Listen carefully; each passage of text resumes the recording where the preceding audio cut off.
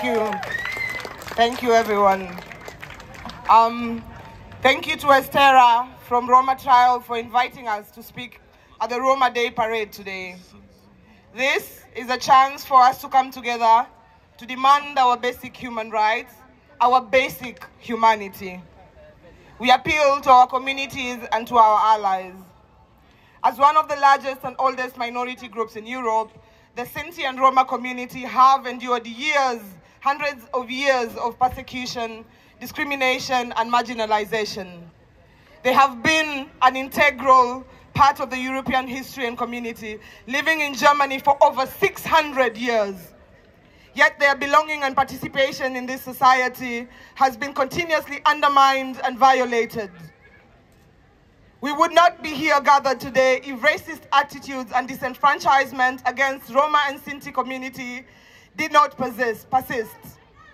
The genocide against this community under the Nazi regime was denied, even though 500,000 Roma and Sinti were murdered.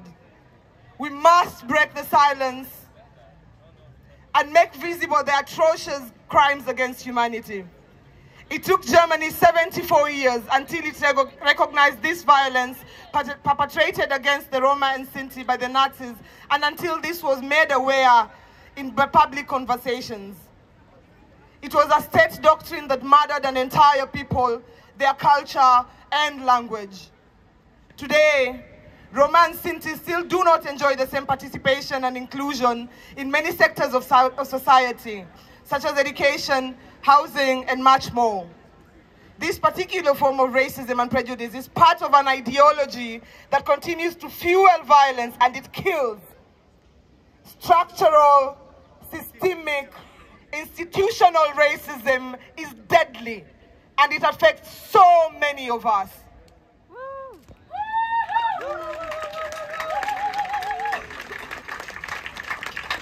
Thank you. This racist ideology functions also by diminishing, vilifying, homogenizing, and stereotyping a group of people. We are here today to celebrate the heterogeneous traditions that make up the diverse Roma and Sinti community, to reclaim and define our own narratives about ourselves. Although our experiences and histories are not identical, the struggles of the Roma and Sinti and BIPOC refugees are similar. Under a white supremacist system, we are confronted by derogatory and racist terms used to exclude our existence. Racist ideology attach negative meanings to our identities, and our experiences are characterized by persecution and expulsion. We mourn the victims who have lost their lives to these inhumane, oppressive, and racist structures. Yesterday marked the day of the murder of our dear friend Rita Awor Oyunge in 2019. On the 7th of April 2019, exactly 5 years ago, Rita disappeared from the lager in Hohenleipisch, where she lived for 7 years with her 2 children waiting for a decision on her asylum process. Even though friends and neighbors had filed reports to the authorities about her disappearance, the police did nothing to find answers to this femicide. The isolation of marginalized communities makes violence possible, and you cannot silence us.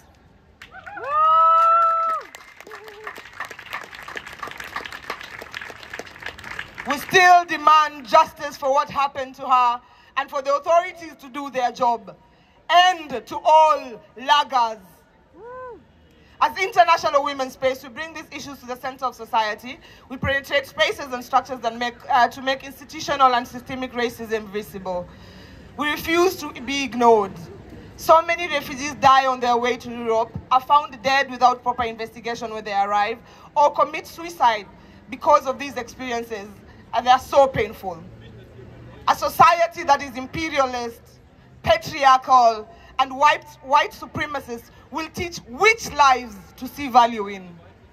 We raise our voice for all the BIPOC lives, for all the refugee women, and the Roma and Sinti that have been violated and forgotten.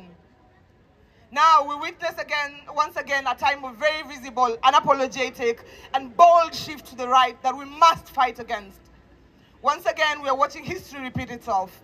The chances of rules, the changes in rules of law are inscribing and fortifying racism that functions through state practices. The EU is effectively abolishing the fundamental right to asylum. In Germany, accommodation centers, which are the lagers, will force refugees to work for a sum of money that is beyond inhumane. This forced work and enslaved labor is a colonial continuity. This forced work and enslaved labor is a colonial continuity. For 80 cents an hour, refugees will have the obligation to work, often doing the cleaning services that the state is not willing to pay for.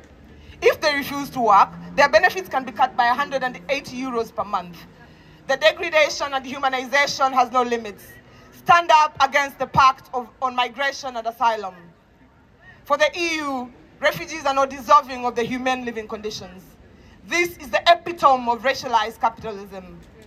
Even after enduring the utmost effects of state violence while being in the traumatic process of asylum, the structure attempts to squeeze out all the profits, all the wealth, all the resources, all the labor it can. On top of this, Germany is implementing the Bezahlkarten. These cards will determine where refugees can buy what goods and services. Refugees will no longer be able to pay in cash. Bezahlkarten is disenfranchising, massively unconstitutional and racist. This card will massively restrict cardholders' freedom of action, and symbolizes absolute control and monitoring. EU politicians have agreed on faster asylum procedures, more deportations, and less money for refugees with the GEAS reform. These major changes happening on the EU level will impact us all as refugees and migrants, a reflection of the inequality that makes up our international order. The European Parliament is set to adopt the new Migration Pact in 2 days, which includes the reform to Eurodac. The European database will become a violent surveillance tool as it is expanded to enforce the EU's discriminatory and hostile asylum and migration policies, increasing deportations, detentions, and a broader climate of racialized criminalization. People will be deported to countries they have never lived in. Refugees are burning the skin on their thumbs to prevent their fingerprints and thus their data from being saved. Advocating for change means being faced with opposition.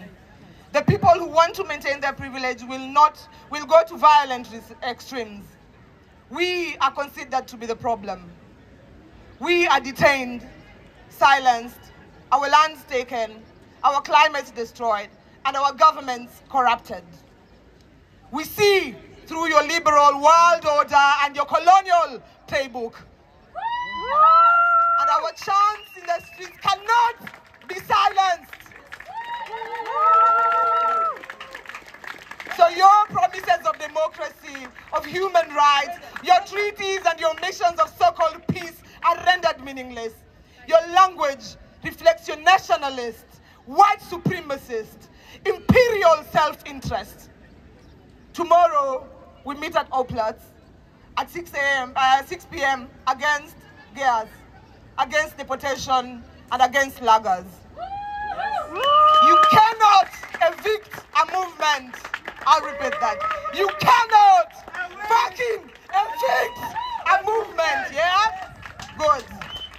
When we unite, we are strong. Having a neutral stance towards things that kill us is not an option for us. And despite all that has happened to us, we remain resilient. We are here, and we will stay here. Thank you.